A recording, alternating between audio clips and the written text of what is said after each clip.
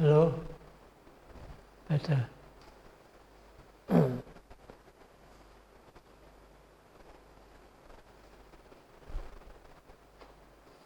This evening,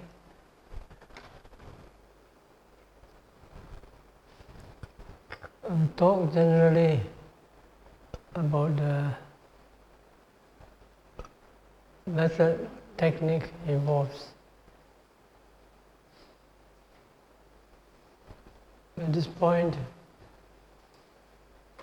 it will be more of the basic techniques, because a number of them, people here, I don't know. Which means I don't know what they know.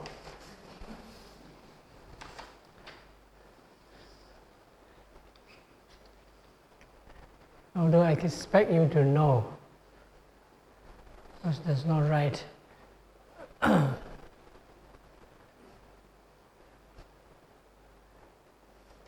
There's even one here who went missing for 40 years. Who was missing from action.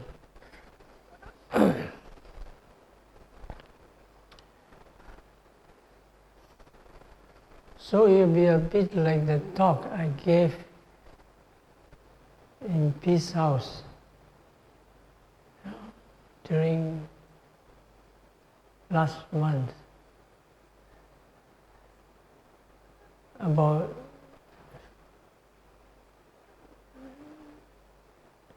the method that we practice, but needs further explanation or clarification.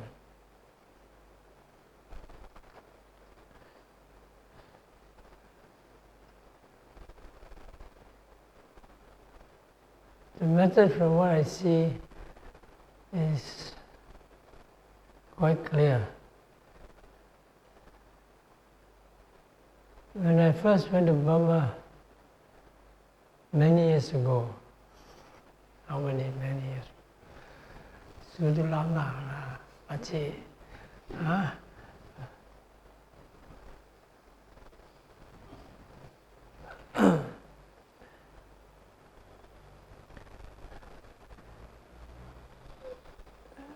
We had instructions from the Sayadaws. Of course, when they tell you to do certain things, they don't explain. Yours but to do and die. Yours not the reason why. And so the 500 rode into the valleys of death. Cannons to the right of them, cannons to the left of them, cannons all around them. You know that poem? The Charge of the Light Brigade. You know? And so we charged forward, pain to the right of us, objects to the left of us, and to the valleys of cessation, death, he wrote.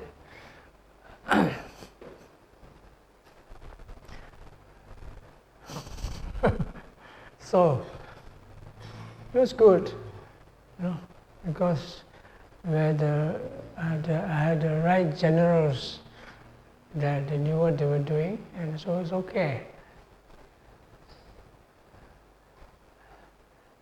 But later, as we practice on, they do explain to us, here and there, now and then, so we accumulate the knowledge.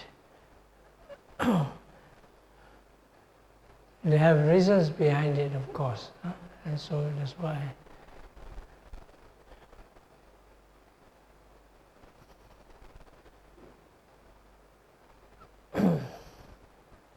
It's all based on the building out of mindfulness, as I said yesterday. And all this comes about through the understanding of the nature of mindfulness, the nature of the consciousness, and the nature of the process of contemplation and build-up. Of course, you don't expect people to explain that all in detail to you when you first start to meditate. It's understandable.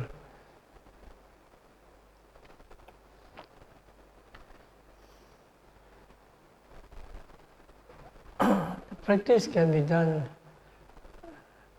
with very brief instructions or very detailed instructions.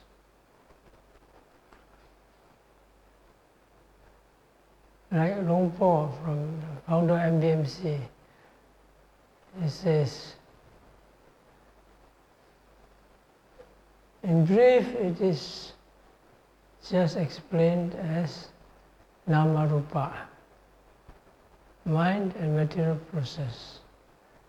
In detail, you can read all about it in the Tipitaka and its commentaries and its sub-commentaries.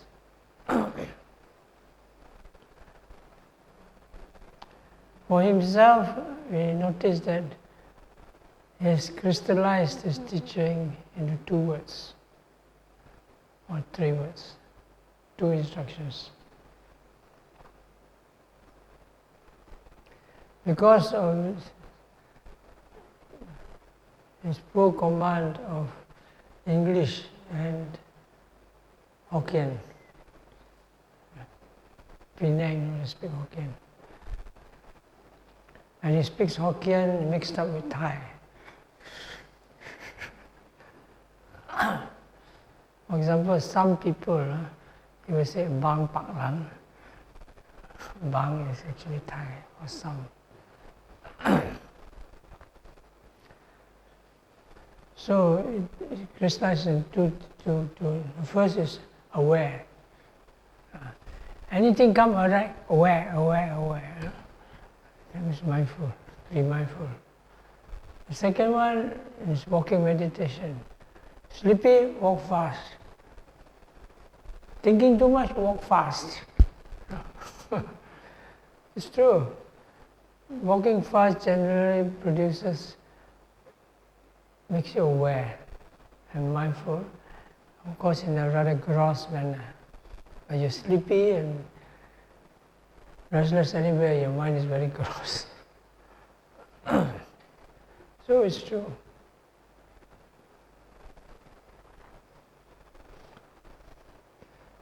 Later, after hearing some of Upandita's instructions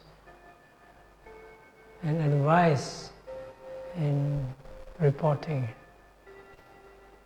came out with another simple instructions with regards to the instructions and process of the practice.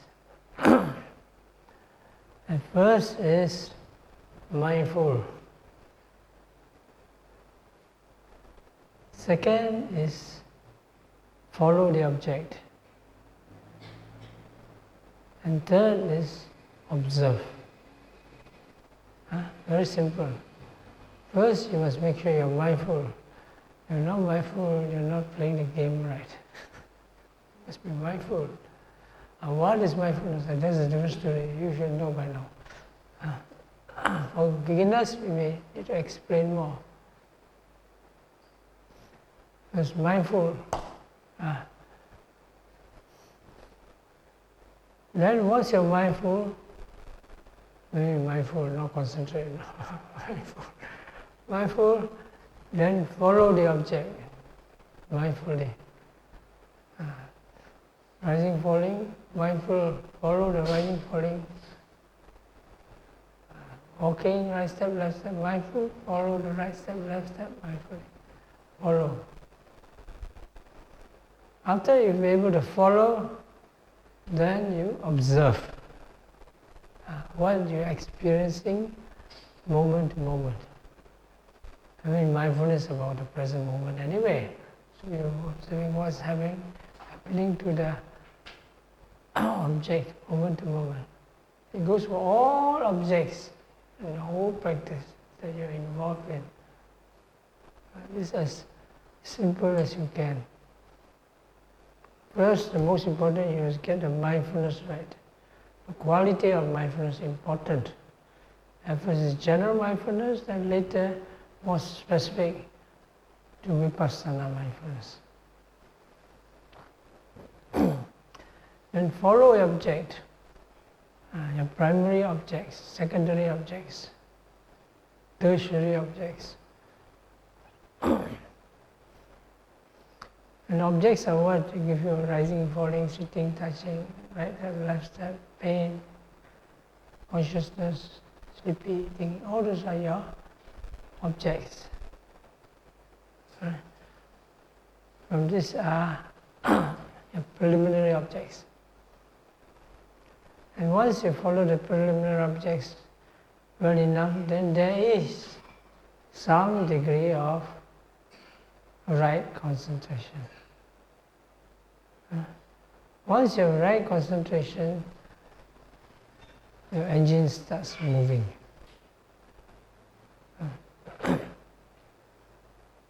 When it starts moving, it gets to be more refined, to be ultimate realities, paramattha dhammas. That means you steer the mind from conventional realities to ultimate realities. This steering can be automatic or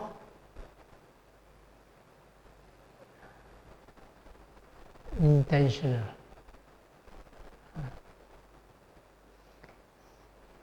Automatic, that means you already have got the gist of vipassana mindfulness.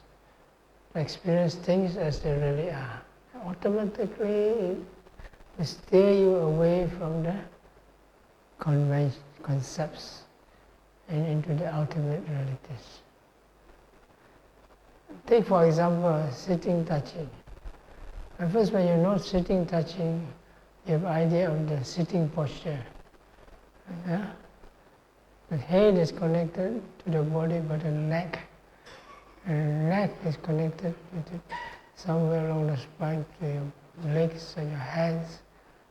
That's the general idea of the body form. But you're told to watch the sensations of the body, not the body form. In the beginning, the concept of the body cannot be held, very natural. But when you concentrate with mindfulness more on the sensations, the concept of the bodily form will automatically disappear, recede, and you don't feel it anymore. Because the sensation is primarily ultimate realities and the body form is not. When you concentrate more on one, then the other is not there. Right? For example, you see and hear, you think you do it at the same time, but you don't. When you really concentrate on seeing, you don't hear. When you concentrate on hearing, you don't see. Correct? It's true. For example, people who do a lot of reading,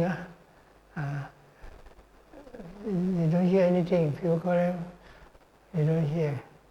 And concentrating on an object. Take for example, children play video games. Forget to eat rice. Forget about the lunch. Whatever they forget. Why? Because they're so concentrated on that object. Similarly, when you're concentrated on the ultimate realities, then concepts and conventions disappear. You still hold on to the concepts, that you're not totally immersed in the ultimate realities. Right? You always, whatever used to noting, rising, falling, some attention is taken away from the ultimate reality. At first the words, repeating the words will help, but eventually to be totally immersed in the ultimate reality, the words become a stumbling block. Okay, so that's where the observation comes in. Observation of things as they really are in the present moment. That's the instruction for beginners.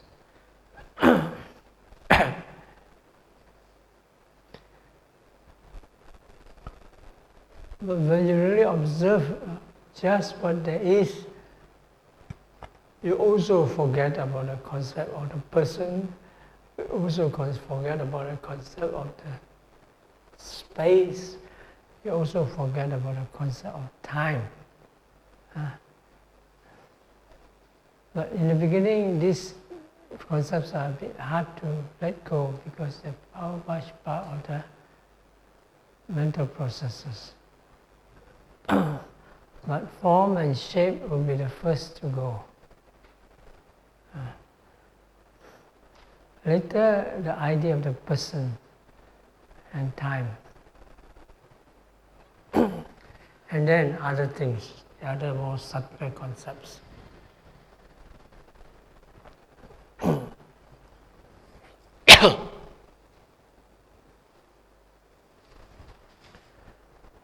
Now, so the process is this mindfulness, follow the object, and then look into it, observe into it. Just like a detective, Sherlock Holmes. There's a Chinese detective, isn't there? What's the Chinese detective name? Ji Renjie. Is it? Alright. I think this belongs to the Tang Dynasty one, is it?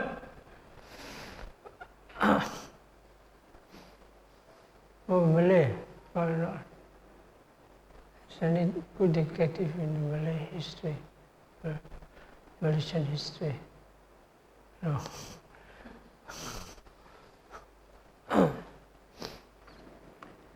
So, first, to be a detective, you catch the culprit. How?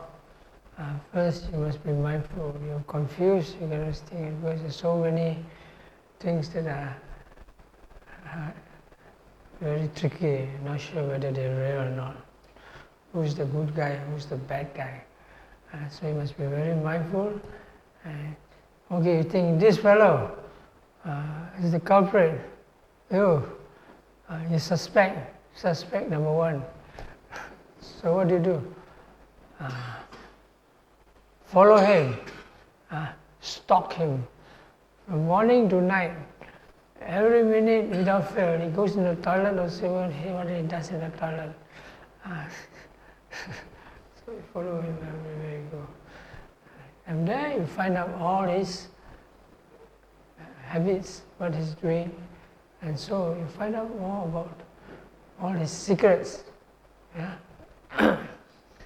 Why? Because you're able to follow him and you're able to observe everything he does. You follow him until one time you see him, he changed his face from mask. You know, it's not what he looks like. He's a zombie. He's a humanoid from outer space.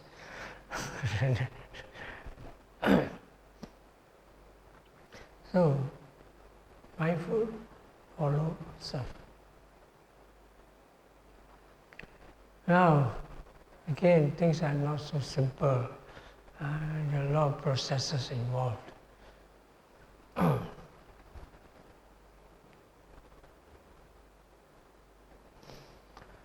So how do you follow? From the beginning to the end of the process. or you're looking at it in the long run. You watch, you must be comprehensive, not just the rising, falling, or the touching, everything. You must get the whole story. Because you want to break the spy ring, you must find out who are the spies. There's just not one spy around. There's so many spies. Maybe he is a spy.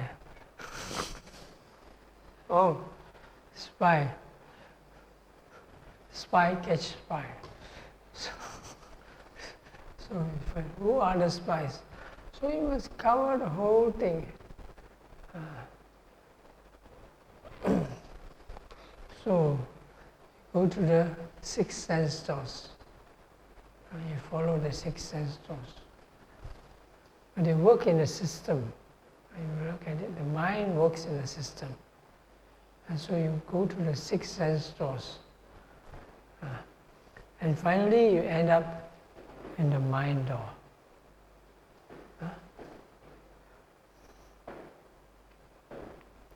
So to simplify everything,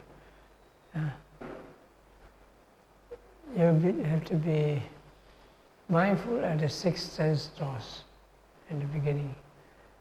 But eventually you have to go deep into the mind door. And that's where all the troubles are found. Now they're talking a lot of this war in Gaza. You know about the war in Gaza? You know, Israel and Palestine. You know there's a war going on there? You don't know, huh? Before I come, I saw. I saw good. Now, what happened there, Israel is not so easy for them because there were a lot of these tunnels. They hide in the tunnels. Spend many years building all those tunnels. So, what's the main tunnel? The main tunnel is the mind door. Go into the mind door. Very deep inside. There's a whole complex in there. There's Mara's tunnel. And deep in the end, you meet face to face with the chief, Mara himself, Mr. Delusion. And how does it look like?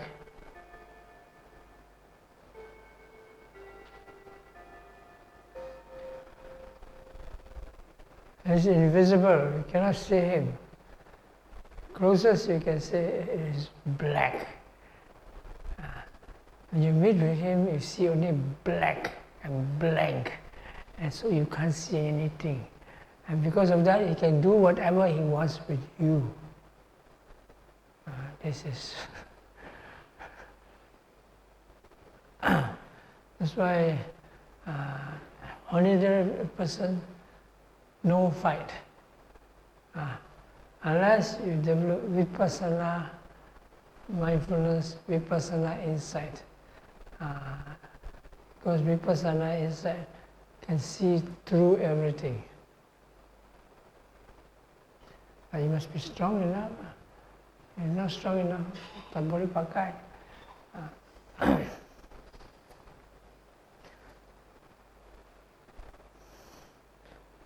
Because the strongest and the deepest form of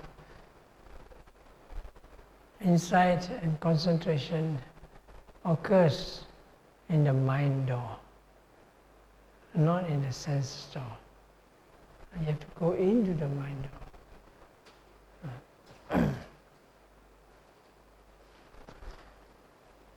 And what is the mind door? The mind door is the mind itself. mind itself.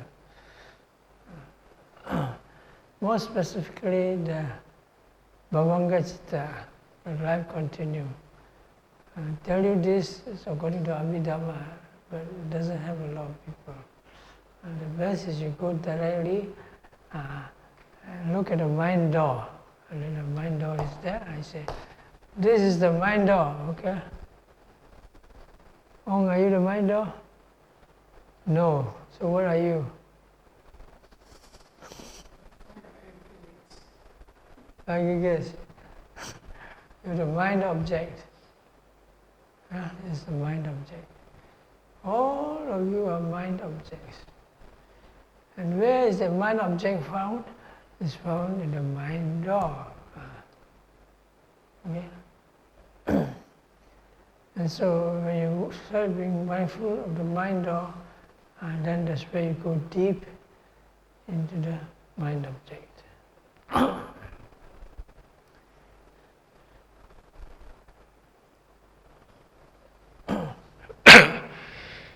Another thing I'd like to mention is I've given this idea many times. This is the two ways of observing an object. One is the broad spectrum. The other one is narrow. The narrow part, I call it the digital method of mindfulness. Mahasi, basically digital. The other type is open, more open kind of awareness, which I call cloud. Widespread. It covers many objects. The wider it is, the more objects it covers. The narrower it is, the less object it covers. The digital method is narrow. The wide spectrum is cloud. Yeah? Both are in play the roles in the development of mindfulness and insight.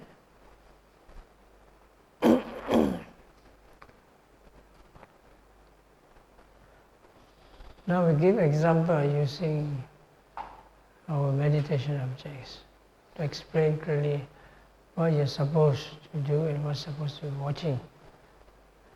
Rising, falling. I watch rise, fall, rise, fall. You're mindful and you follow and you observe. Mindful of what? Rising, falling? Of course. But that's not good enough. If you just follow rise, fall, rise, fall, rise, fall, you may end up in just concentration. So you follow rise, rise, fall,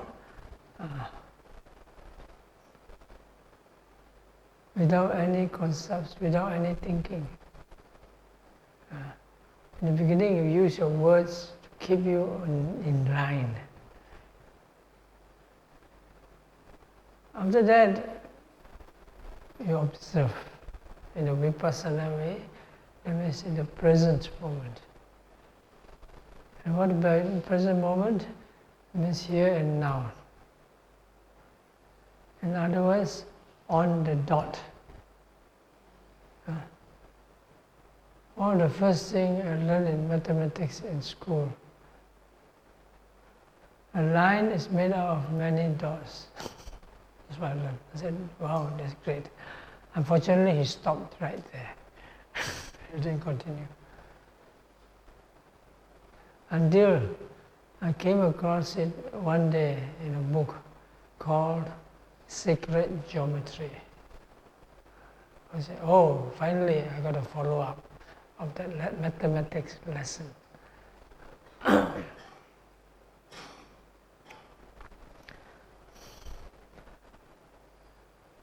So anyway, we understand from explanations and so on,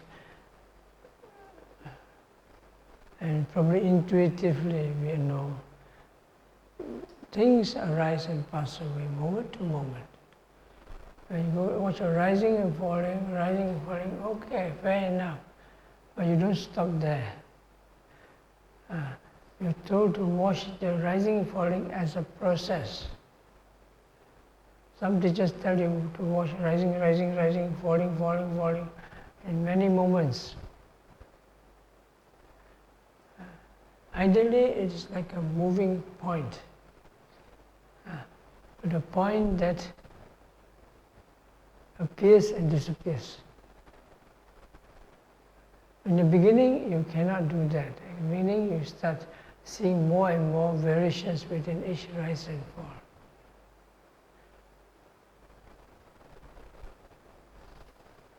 And so you can see stopping a while, ceasing a while. And after a while, when some of these concepts starts breaking down, you don't see there's a straight line anymore. You see there's a sensation. And sensations then come, balloon.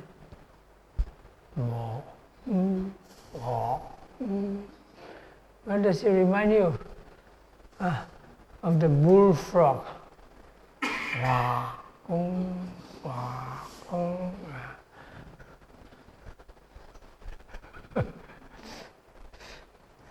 After a while, the bullfrog becoming more impatient because he cannot find a mate and is growing old. You know, in the mating of frogs, the loudest frog get the most wives. Some cannot get anybody, so the big one, all the female frogs will gather around him.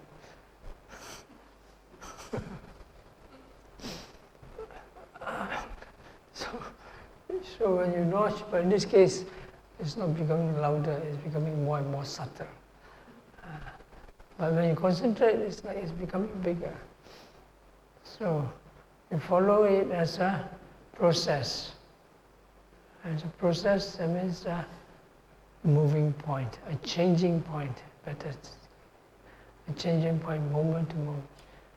That's how you are supposed to watch it, as a process.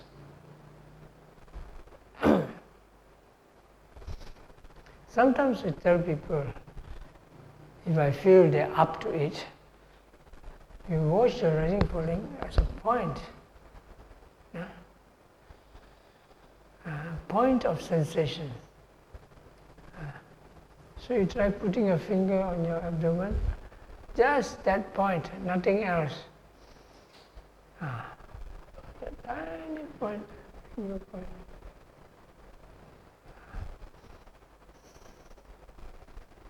Follow the sensations. Don't follow it as a line, follow it as a sensation. Like a sensation, you put a pin prick, you don't believe, you pick a needle and prick your finger.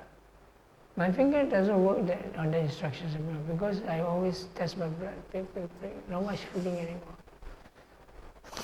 But for people, the first time you prick, drop. So the sensation is strong. When sensation is strong, you don't only watch the point, but all the sensations around the point. So you put the point moves, and that point of sensation not just moves, it changes as it goes along. And that's what you're supposed to observe.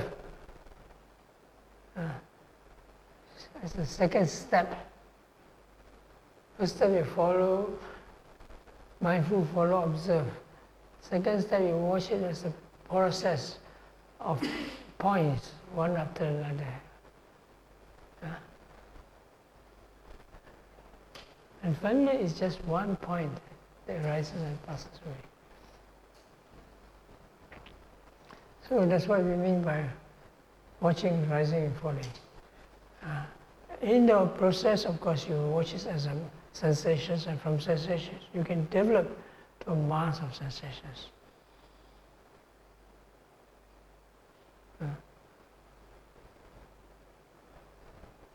Now we talk about this sitting touching.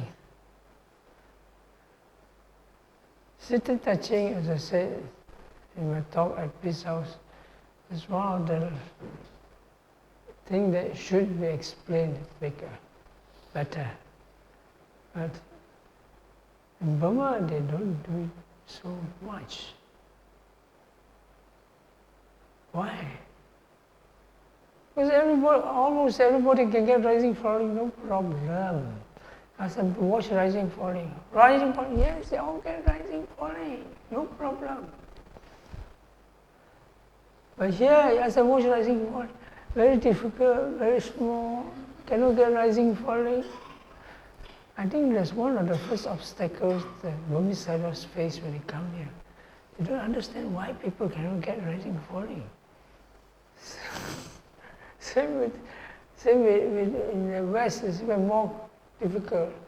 They don't understand why they should watch rising, falling. The Buddha taught anapanasati. So, there's a different reasoning involved. So anyway, did you need so much explanation? So when I started teaching the accumulation, no rising, falling. There's one man cannot get rising, falling. Really? Really? Because he's too fat. One man they cannot get rising, falling. Really? It's true. It's because he's too thin. You touch his stomach, it touches ribs. His spine. You touch his spine, it touches stomach. This is the uncle, old uncle from Ipoh, no? Called Chanpa. Very skinny.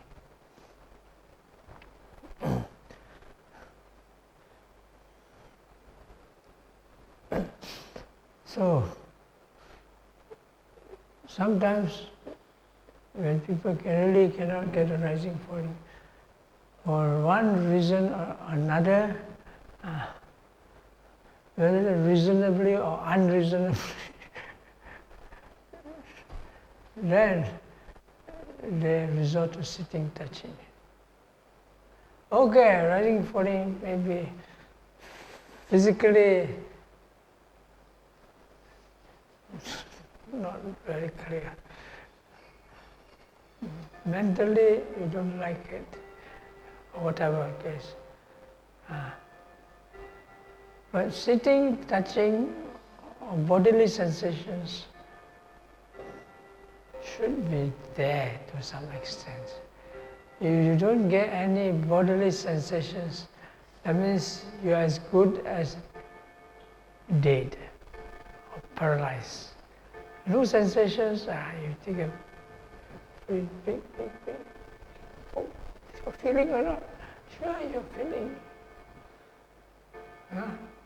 Just as you don't look at it, you're not so used to it, you just have some effort.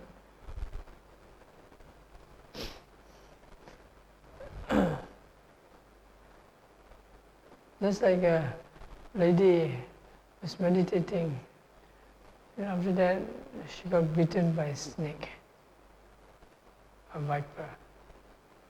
So they have to helicopter her out from the retreat center somewhere in the mountains, no? And then they helicopter up to the hospital. Fortunately, it's not so deadly. So after she recovered and she came back, I asked her, Auntie, so how do you feel? Oh, he says, I vomited all over Slovakia. And she says, I have enough bodily sensations to feel 3 bodies. Pain.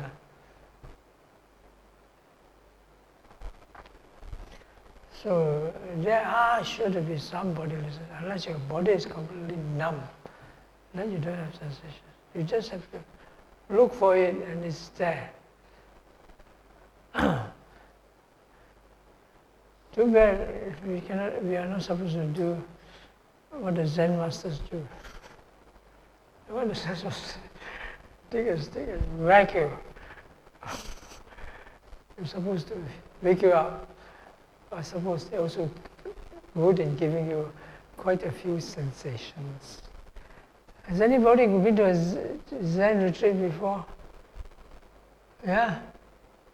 Only Omitofu people here? You? 你去过吗？啊，你给人打过吗？没有啊，你这样清醒啊？我不相信你。啊。If you do, I'm sure there's some feelings around. We all cannot hit. Like imagine myself go hitting you around with a stick. Unthinkable in our tradition.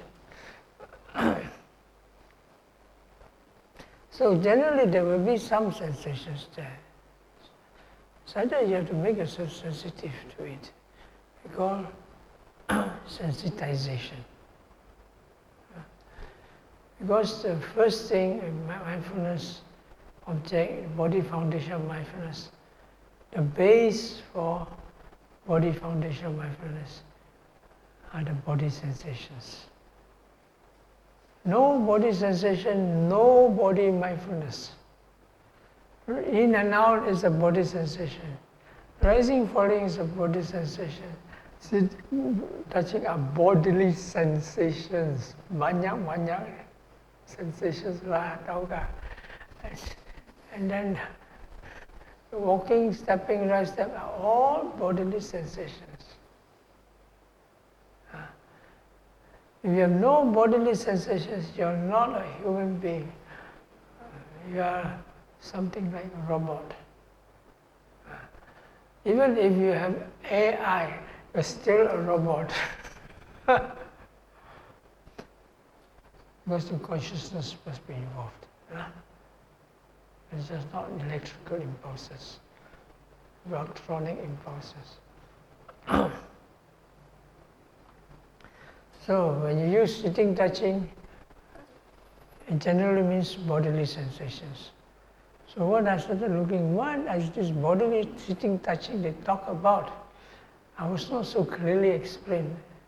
Not their fault, I didn't really ask, So I started reading the Mahasi books. It was there, the first instructions given by Mahasi Sada, initial instructions, they're all there. Sitting, touching refers to all the bodily material qualities that maintaining the sitting posture. So touching refers to the sensations at the contact points, the surface.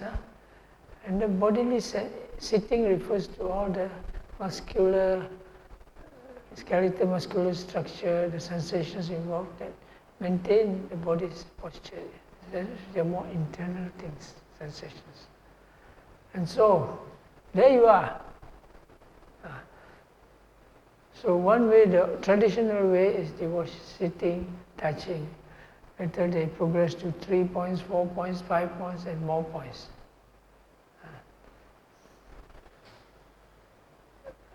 But more direct, we use the sweeping the awareness to the body. So you cover all the sensations at once, together with.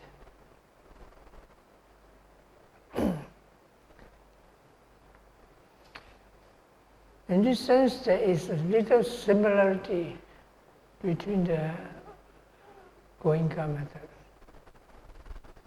Goenka method, they also sweep the awareness of to the head, to the bottom, up and down.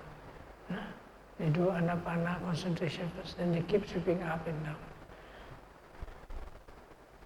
The difference is they keep sweeping non-stop.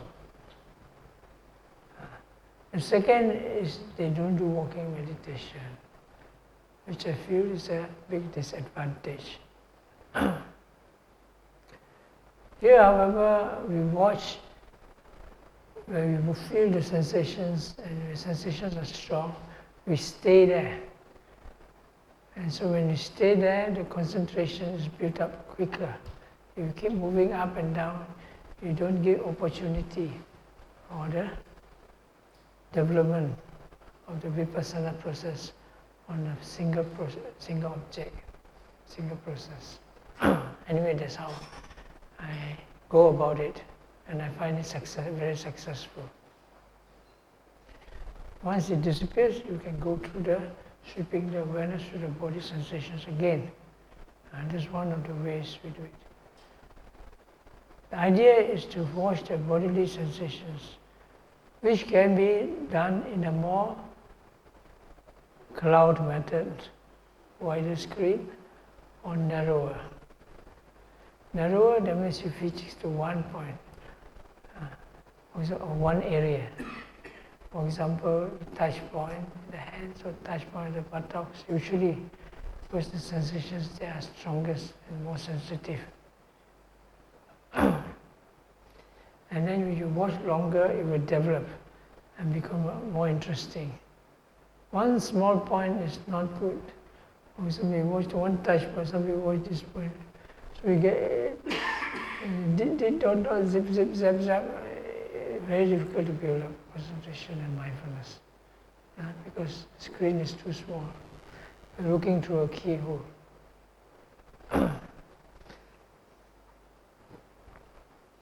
So usually people watch sitting touching, not very successful, because you watch a while, you get bored. A little blip, blip, blip, blip, calm, om, very soon you get sleepy, bored. So what do? You must make sure the mind keeps following the sensation. I sometimes ask them, you want one touch point which is very clear, and you count. When you count not 1 to 10, 1 to 20, 1 to 50, 1 to 100, at the same time you are watching the sensation.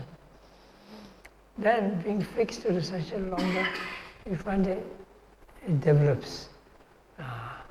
It begins to tell you the story. And all those elements will show its different characteristics, the processes will come in different ways. And then when it becomes interesting, the mind will fix onto it and go further. To the point that it vanishes clearly.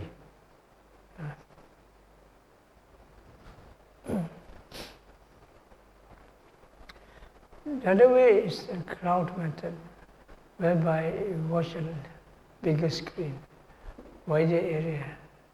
That means you watch the whole body.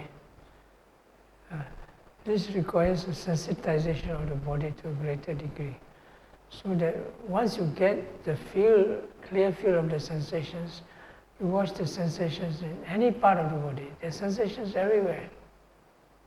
Head, buttocks, of course the face tends to be more sensitive. The fingers and all those are more sensitive. But after a while, when your sensitivity is strong, the whole body is filled with sensations. They go zip, zap, ping, plong, all over.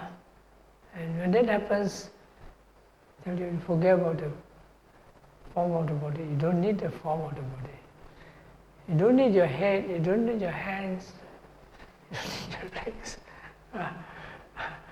All the sensations will come together and you just follow the show.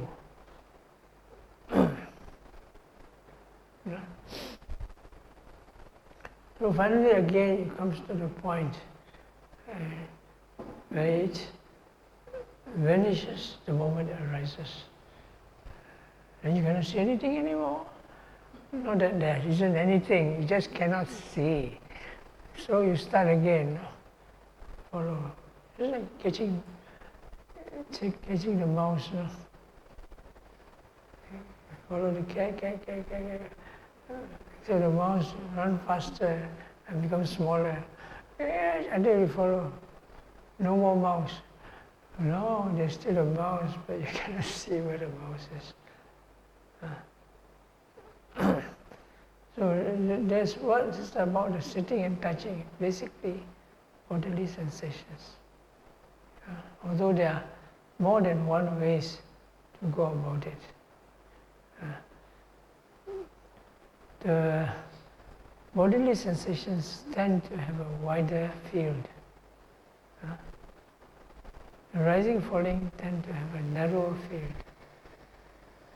In and out breath, even narrower still, just one point, teeny weeny point, until you go right into the point and the point expands, and then you see the whole of its works in that point.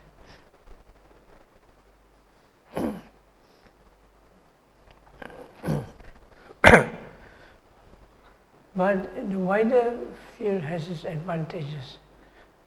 Generally, it's more stable.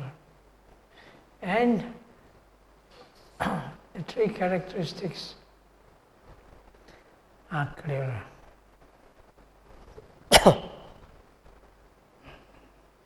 Once I asked Sayadaw, why did we ask to watch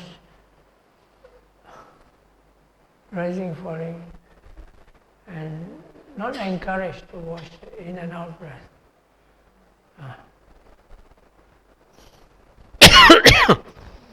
You don't ask them when you first get to know him. Because you're in the Mahasi territory. Mind gong kiang la.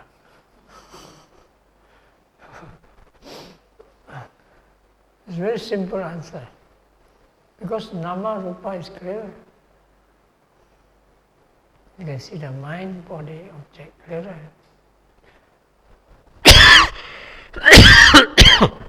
Because the field is larger.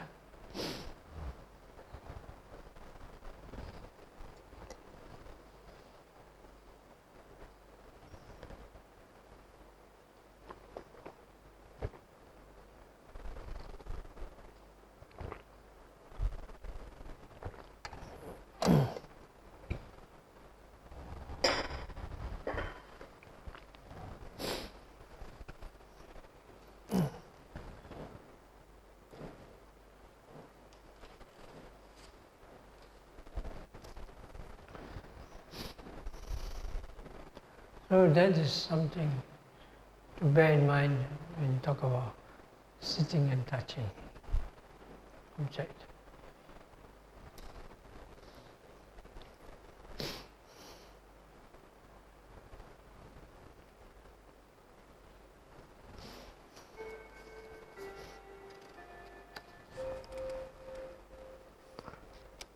Then, I have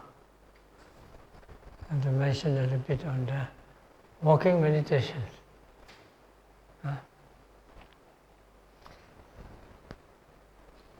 Walking meditation seems to be easier at the start. After some time, it becomes more difficult. Why? Because it's more difficult to develop concentration in the walking meditation. And when you don't develop deeper concentration, the experience repeats. And then you get bored. And when you lose interest, you just want to sit. So what happens?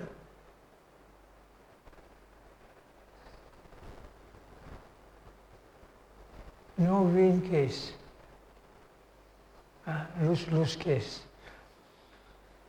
Because walking meditation is a foundation of mindfulness, for all your body foundation of mindfulness. Because from walking meditation, your mindfulness process goes to all your daily activities and into your daily life. That's why you just do sitting meditation, It can be done, but you're at a disadvantage. You sit and quickly you get insights and you get Magapala, all those things. Okay, fair enough. That is possible. But if you don't do walking meditation, you are at a disadvantage. First, there's imbalance of faculties. Then there's an imbalance of postures. Imbalance of this, imbalance of that. So, you're at a big disadvantage. And it just makes me wonder, why, from what I know, only the Mahasi method stresses on walking meditation. Ubakin definitely not. Other methods, they have walking meditation, but not so detailed. Huh? And even I think Mahasi system, after some time, they up to you, which could be disaster. So there's a lot of, the walking meditation serves a lot of functions, so it should not be taken lightly, like balancing of faculties and so on and so on.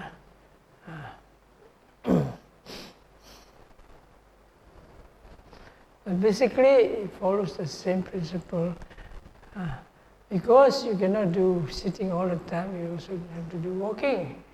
And you do walking meditation, you have to do it as good as the sitting meditation, if you can. But you can't, why not?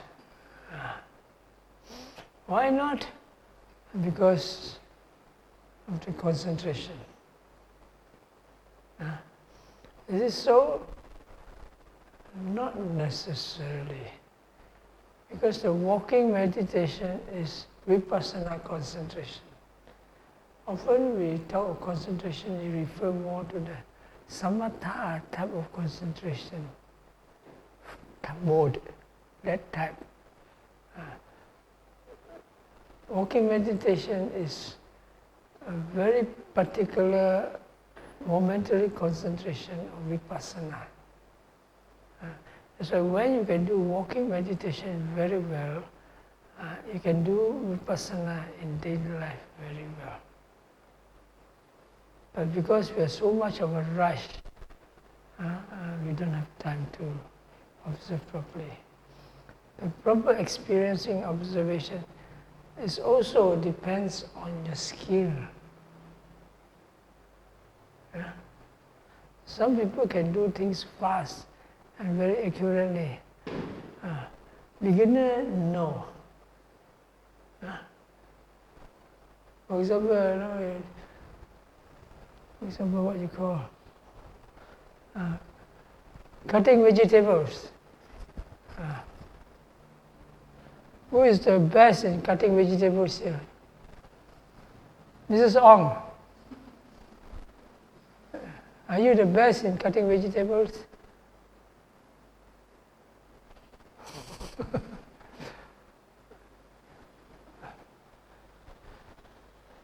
You know who I think are the best in cutting vegetables?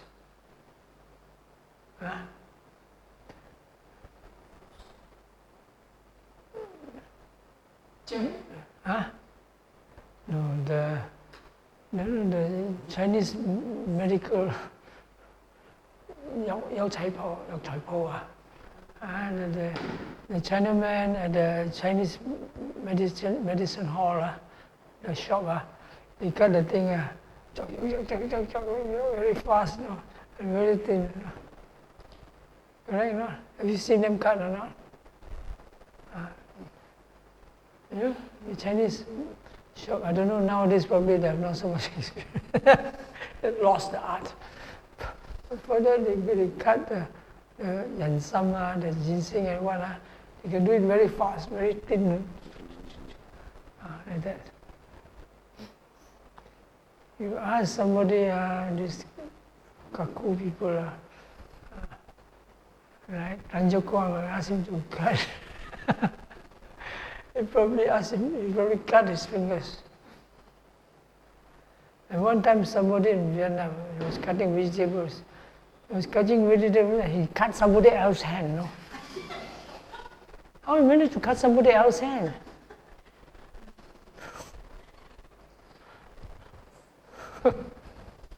Something very wrong. So don't underestimate momentary concentration. It can be very fast and very efficient, but you have to be trained in it. So it follows the same principle. Mindful, follow and observe. The more detailed and fine observation, moment to moment, the faster, better is your gut. So there must be the sensitivity, kayanupassana, the base of kayanupassana, sensitivity. Sensitivity to the sensations, to the process of the sensations. You see, kayanupassana is based on the materiality, rupa. Rupa is experienced as the four great elements, but in the beginning, more like the sensations. The two ways of watching this main objects, foundation. One, you watch the element. For example, when you watch rising, falling, walking, the main element involved is the wind element. But what is the wind element? The wind element is not the wind. The wind element is tension. So you must be able to watch the tension clearly. Or you watch the earth element, watch the hardness clearly. You can watch it clearly, then you watch the element. Not so simple. When you watch tension, you watch other things as well. You watch hardness, you watch other things as well. Because you cannot separate the concepts from it so well. There are very subtle concepts concerning this thing called heart. You see, by right, hardness is only one aspect of the earth element. The earth element is responsible for hardness and softness. That means hardness and softness are basically the same thing. So if you can observe the hardness and softness as the same thing, then you're observing earth element. Right? Something like that. But it's okay, it's approximation. Sooner or later to get to it. So sometimes people, when they do that, they get caught up in the concepts of hardness and tensions. Concepts, not the actual materiality. But one step closer, but they can get caught in it for a long time. The other thing is you watch bodily sensations in general. The trouble is the word sensation. When the word sensation, what do you mean? It could mean feeling. It could mean the objects of the feelings. So sensations like hot, cold, and so on, we call sensations as well. But pain, also we call sensations as well. But these are bodily feelings. Anyway, when you watch sensations, you sooner or later get to the actual material elements as well. But there's one advantage here is that you're watching it as a process. And you watch it as a process, you get closer to the conditioning factors of the elements. So either way it works. But for a start, I usually emphasize of sensations. Feel the sensation. When you feel the sensations, after a while you feel the hardness, softness, and so on, including all the pain. Doesn't matter, they're all ultimate realities. Feel them. You feel them as a process. Then you're right, on the way, correct. And so,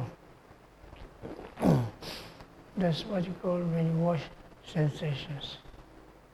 Yeah. Walking process, sensations. Get them clear. If they're not clear enough, it doesn't take you far. You do not see the relationship. You cannot see the conditioning. Because you just cannot remain at the sensation. You have to go beyond the sensation, which is the connection, interconnectedness with the other elements. So it gives you a general idea of the basic objects. And you don't just follow blindly, rising and falling until you die. Yeah. Right step, left step, until you walk to your grave. You know.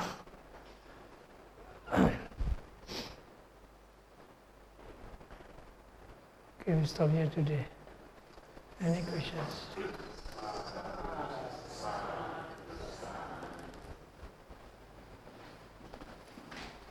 Idang me punyam asava khayavaham hotu idang me punyam nibbanasa pacayo hotu imang no punya bagang sabba satanang Dhamma. Sa